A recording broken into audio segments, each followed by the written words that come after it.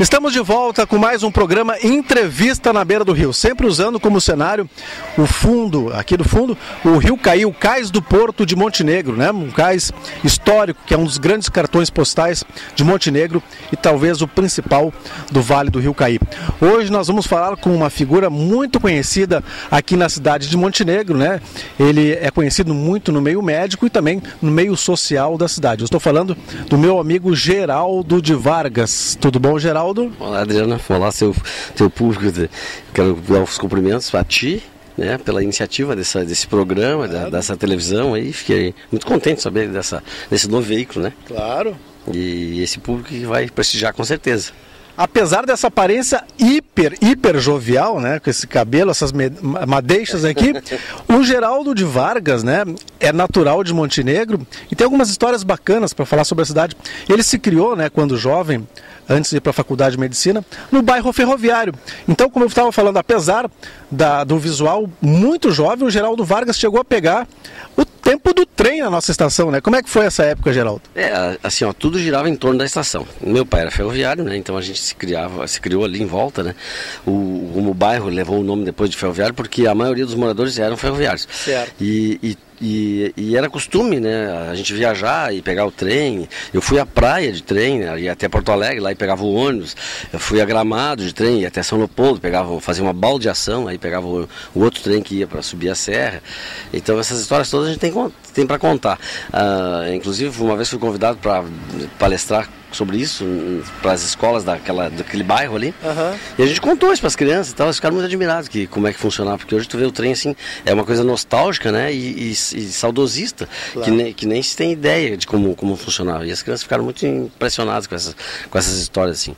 E funcionava muito ali, eram vários trens que passavam durante o dia e a gente ia ao colégio e passava pela estação e ia lá e dava uma namoradinha.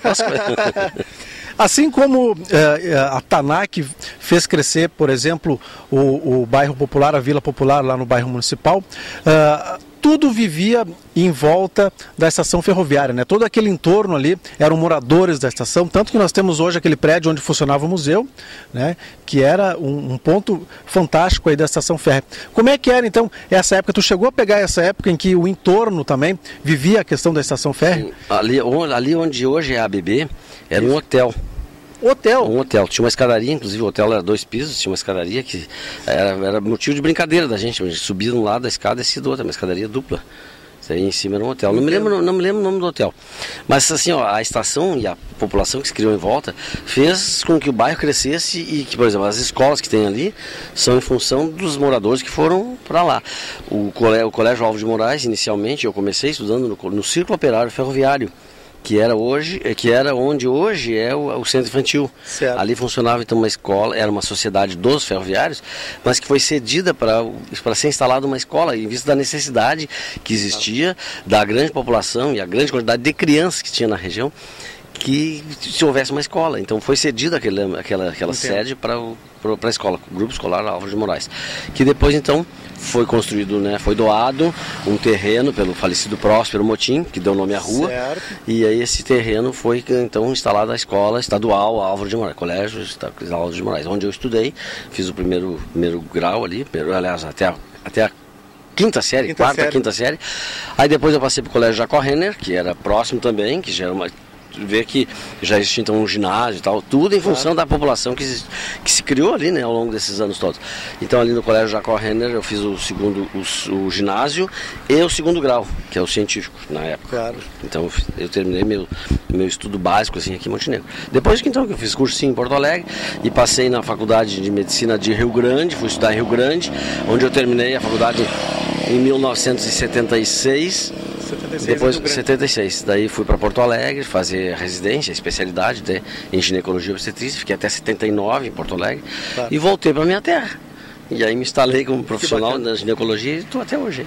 Geraldo, quais são as lembranças que tu tens da tua juventude, da tua infância e tua adolescência aqui em Montenegro?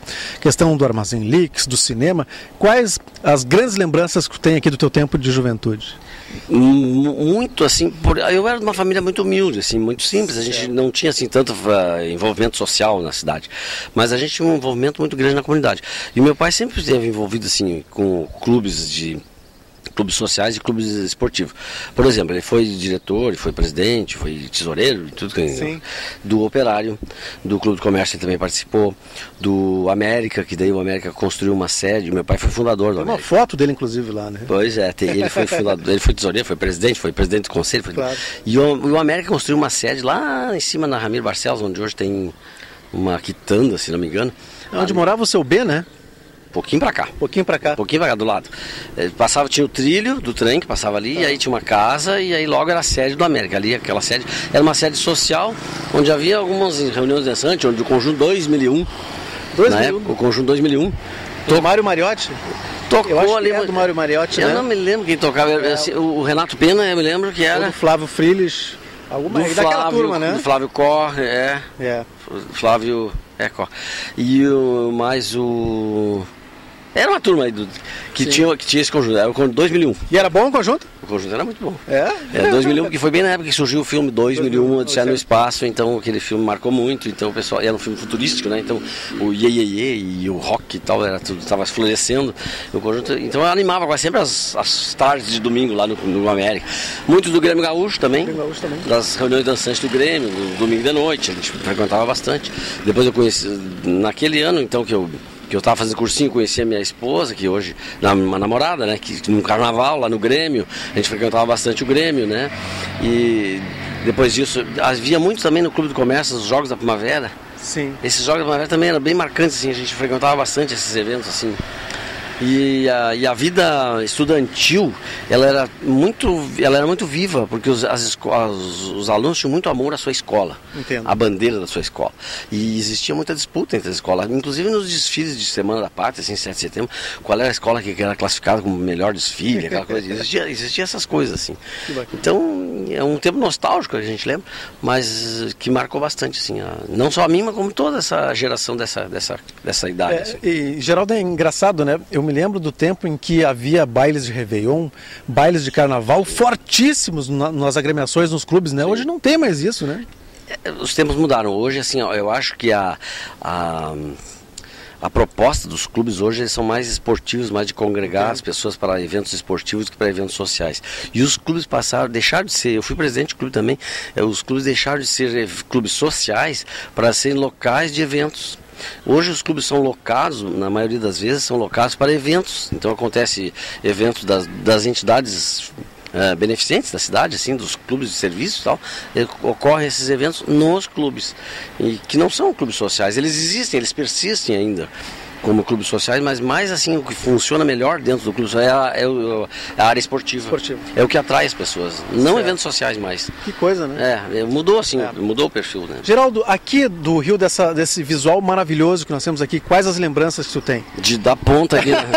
Aonde? Ali, aqui, ó. Ali, de vir ali da ponta tomar banho ali na beira do rio. Certo. Também tomar banho lá adiante, lá no cais, lá no balneário, porque depois, naquela época, mas quando eu era adolescente, foi inaugurado o balneário pelo então prefeito Germano Menck, eu acho que é. Não, o Hélio Alves Oliveira. Foi o Hélio Alves? Foi. Seu pai. Isso.